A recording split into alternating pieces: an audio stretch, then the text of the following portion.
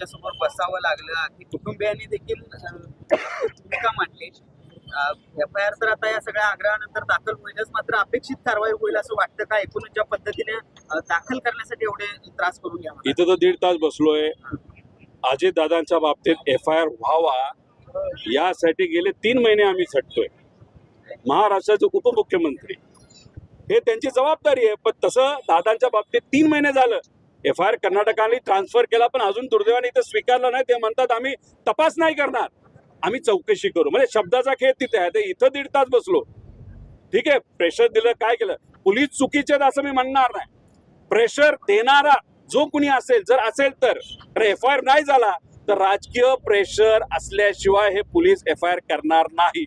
जर एफ-आय-आर झाला तर आम्ही तर अभिनंदन या पोलिसांचं त्या ठिकाणी करतोच. खरं तर आता संजय गायकवाड यांनी शिवीगाळ केली, त्याच्याबद्दल दिलगिरी व्यक्त केली आहे. मात्र जे नाव बदलायचं आहे त्याच्यावरती आपण ठाम असल्याचं त्यांनी म्हटलेलं आहे.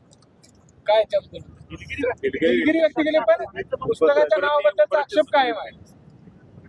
आता तुम्ही सांगा, कोश्यारी महामानवांबद्दल काय लेवलला जाऊन बोलले, त्यानंतर जे काही प्रवक्ते भाजपचे काय लेवलला जाऊन बोलले, तुकोबारायांबद्दल आणि माऊली महाराजांबद्दल काही बोंदुगिरी करणारे लोक काय लेवल.